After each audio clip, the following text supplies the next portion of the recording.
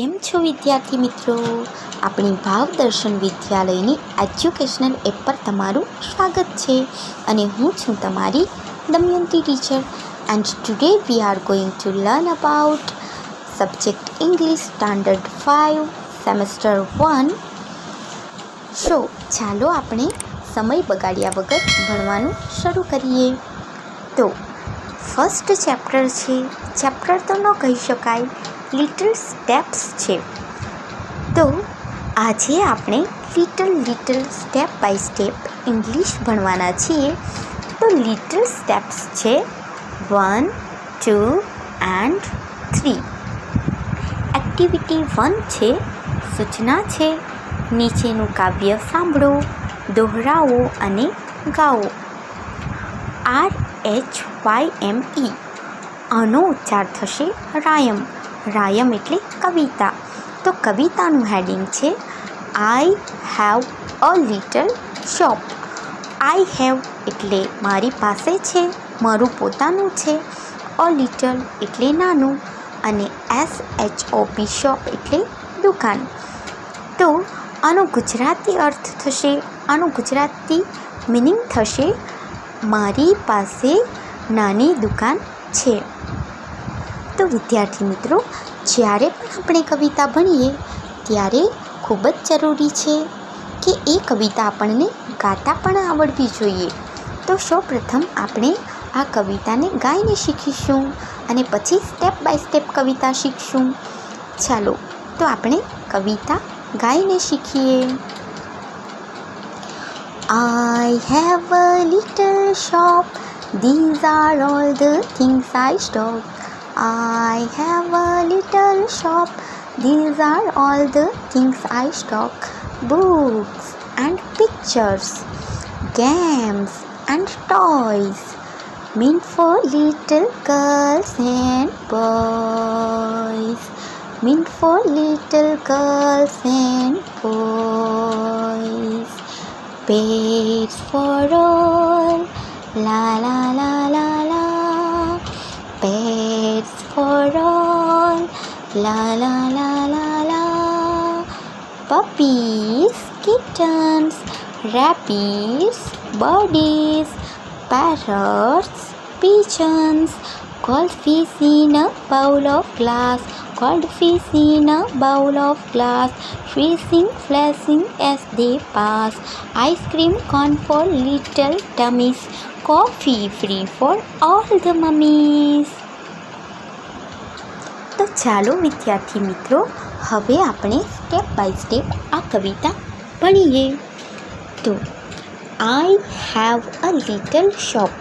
આઈ have, આઈનો meaning થાય છે હું, પરંતુ જ્યારે આઈ સાથે હેવનો ઉપયોગ થાય તો તેનો મિનિંગ થશે મારી પાસે છે. અ લિટલ એટલે નાનું અને શોપ એટલે દુકાન. તો I have a little shop, મારી પાસે નાની દુકાન છે. These are all the things I stock.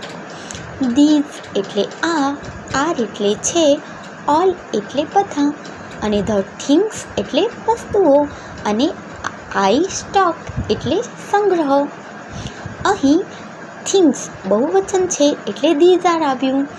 This are all the things I stock.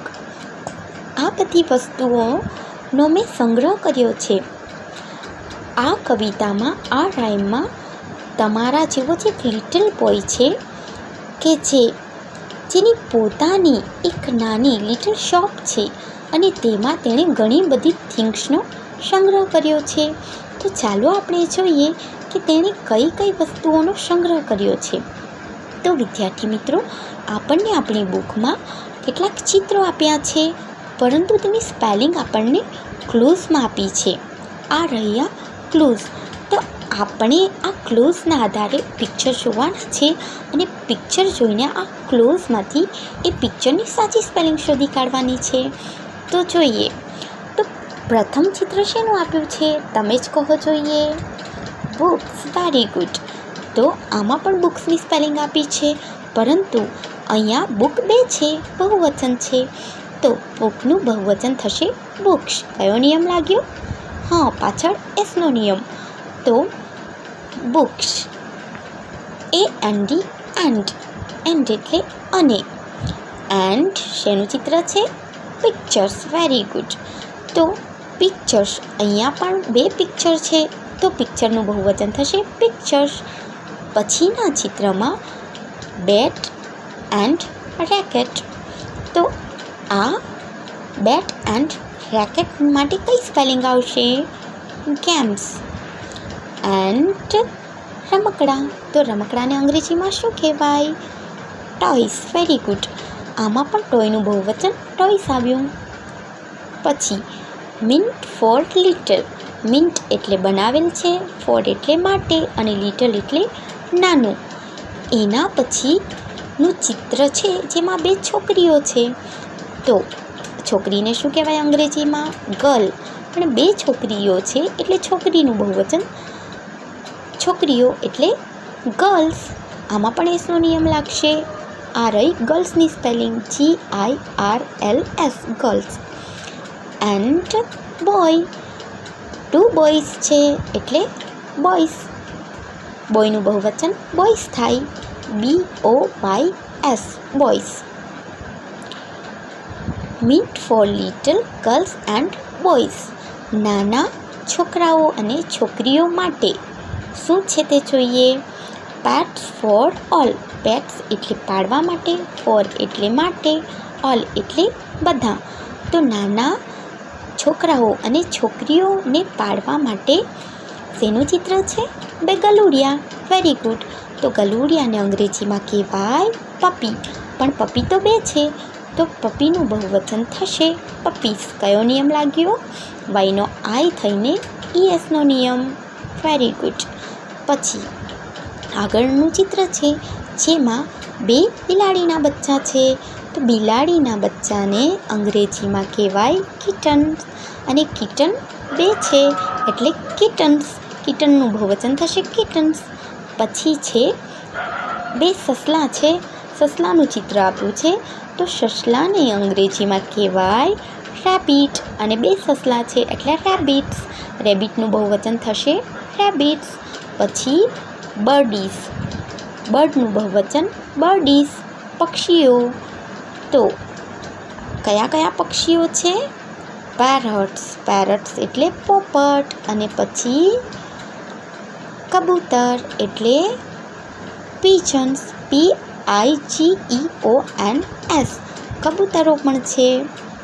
પછી gold fish in a bowl of glass. Gold fish એટલે સોનેરી માછલી, ઇન એટલે અંદર, બોલ એટલે વાટકો, ઓફ એટલે નો, ની, નું, ના, અને ગ્લાસ એટલે કાચ. તો આનું ગુજરાતી મિનિંગ થશે કાચના બોલ એટલે કે વાટકામાં સોનેરી માછલીઓ છે. સ્વિશિંગ ફ્લેશિંગ એઝ દે પાસ. અને દે એટલે તેઓ, પાસ એટલે પસાર થવું. જ્યારે તે માછલીઓ પસાર થાય છે ત્યારે સ્વિશિંગ એટલે કે એક પ્રકારનો પાણીનો અવાજ.